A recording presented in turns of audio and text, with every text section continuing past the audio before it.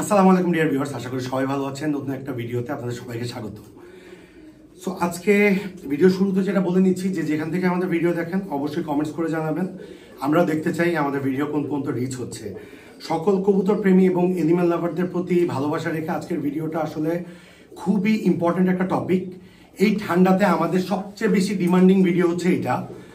সবার কোয়েশ্চেন এবং আমাদের ইনবক্স নষ্ট হয়ে যাচ্ছে বা ইনবক্স ভরে ফেলতেছে আপনার এই ঠান্ডাতে কিছু প্রবলেমসের জন্য। সবাই সমাধান চাই। সো আমি মনে করছি যেহেতু এটা একটা প্রবলেম, সো এটার সমাধানটা আমি ডাইরেক্ট আপনাদের সামনে এসেই দিই। এরকম প্রবলেম হলে আমরা কি করি? সো এরকম প্রবলেম হলে আমরা যেটা করি, সর্বপ্রথম কথা হচ্ছে এই ঠান্ডার সিজনে এইবার যে ঠান্ডা পড়ছে, এই ঠান্ডায় আমাদের কবুতরগুলো বা আমাদের সব পশু পাখিরই কিন্তু আমাদের মানুষেরও খুব কষ্ট হচ্ছে। সো পশু পাখির যে প্রবলেমটা হচ্ছে, দেখা যাচ্ছে আমরা কবুতর পাখিকে নিয়েই আসি। কবুতরের আমাদের খামার আলহামদুলিল্লাহ খুব ভালো আছে, বাট ম্যাক্সিমাম খামারে যে প্রবলেমটা দেখা যাচ্ছে স্যালমোনেলা প্রবলেম। স্যালমোনেলা বলতে ড্রপিং হচ্ছে চুনা, ড্রপিং হচ্ছে সবুজ, ড্রপিং বলতে কবুতরের পায়খানাকে বোঝাচ্ছি। ড্রপিং হচ্ছে চুনা, চুনা সবুজ, তারপর হচ্ছে হলুদ, ইয়েলোইশ, এগুলো হচ্ছে স্যালমোনেলার লক্ষণ। সো আমরা এত বছর অফ এক্সপিরিয়েন্স, অনেকে অনেক মেডিসিন খাওয়ান, অনেকে ভেটেনারি মেডিসিন খাওয়ান, কেউ ইরোকট খাওয়ান, কেউ ডক্সিক্যাপ খাওয়ান, ঠান্ডার জন্য এক একজন এক একটা জিনিস খাওয়ান।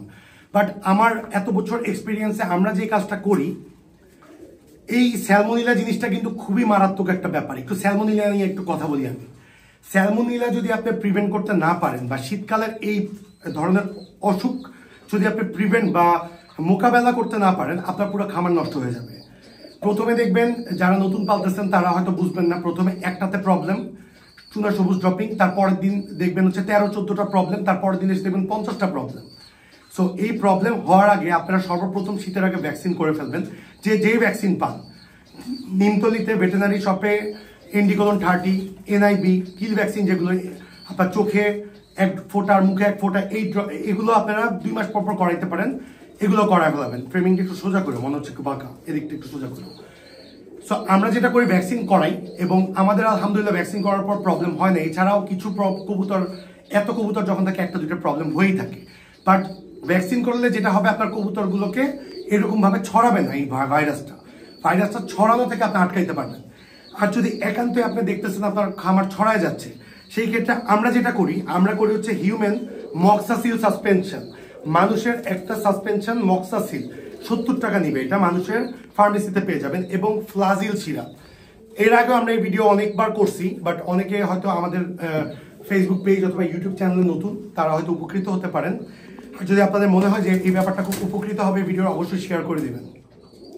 তো আমরা যেটা করি, সাসপেনশনটা এনে মিলাই, এখানে পুরো লেখা আছে, আপনি নির্দেশনা দেওয়া আছে কিভাবে এটাকে মিলাইতে হবে। একটা পাউডার, এটাকে আপনারা পাউডারটাকে সুন্দর মতো মক্সাসিলটাকে মিলাই নেবেন। আর ফ্লাজিল নেবে হচ্ছে 35 টাকা, টোটাল 105 টাকা। 105 টাকা যদি আপনি খরচ করেন, আমার মনে হয় আমাদের এই ফর্মুলাতে যারা করছেন তাদের কবুতর বা পাখি বেঁচে গেছে। আমরা যেটা করি, যখন আমরা একটা কোর্স করাই যে আমাদের কবুতরের কিছু হয় নাই, 1-2টার প্রবলেম হয়েছে, পুরো খামারটাকে আমরা কোর্সটা করায় ফেলতে চাই, সেই ক্ষেত্রে আমরা যেটা করি, 1 লিটার পানিতে 1 ml অথবা 1.5 ml ফ্লাজিল এবং 1 ml অথবা 1.5 ml মক্সাসিল, এটা কবুতরের সিচুয়েশনের উপর ডিপেন্ড করে।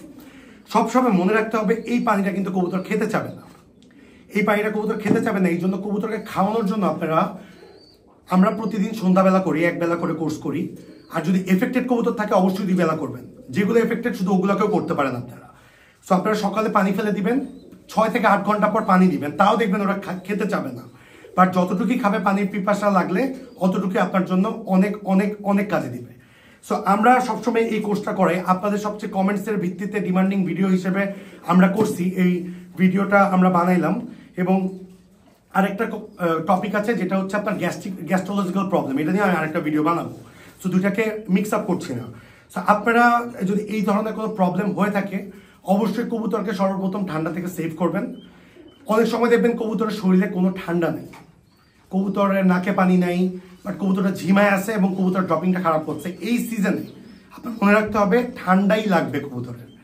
সো মক্সাসিল হচ্ছে কি বাচ্চাদের ঠান্ডার ওষুধ বা ব্রঙ্কাইটিস, এছাড়া হচ্ছে আপনার রেসপিরেটরি ক্লিন করার একটা সাসপেনশন হিউম্যান, এবং হচ্ছে ফ্লাজিল হচ্ছে পায়খানা টাইট করার, অথবা আমাদের যখন পাতলা পায়খানা আমরা ফ্লাজিল খাইলে দেখা যাচ্ছে আমাদের পায়খানার ফরমেশনটা চেঞ্জ হয় বা ড্রপিংটা একটু শক্ত হয়ে যায়। সো এই দুইটার কম্বিনেশনে আমরা আজ পর্যন্ত টানা 7 বছর বা 6 বছর আমরা এই ফর্মুলাতে চলতেছি। প্রবলেম হলে আমরা এটা করাই, আমরা কোনো ভেটেনারি মেডিসিন খুবই কম খাওয়াই।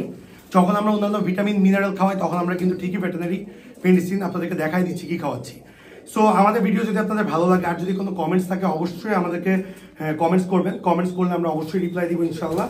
Do subscribe our YouTube channel, Facebook page এবং গ্রুপের লিঙ্ক ডিসক্রিপশন বক্সে দেওয়া থাকবে। লাইক, ফলো, শেয়ার করে অবশ্যই পাশে থাকবেন। এবং ওষুধ দুইটা আরেকবার দেখাই দিচ্ছি, আপনারা স্ক্রিনশট নিয়ে আপনারা ইজিলি ফার্মেসিতে পেয়ে যাবেন। সো আপনারা এখান থেকে একটি স্ক্রিনশট নিয়ে নেবেন। আমাদের ভিডিও যদি ভালো লাগে অবশ্যই আপনাদের ভাই ব্রাদারদেরকে শেয়ার করবেন, যাতে আমরা আপনাদেরকে নিয়ে একটা বড় ইন্ডাস্ট্রি তৈরি করতে পারি পিজিএন সেক্টরে। সবাই ভালো থাকবেন, সুস্থ থাকবেন। আজকে এই পর্যন্তই। আসসালামু আলাইকুম।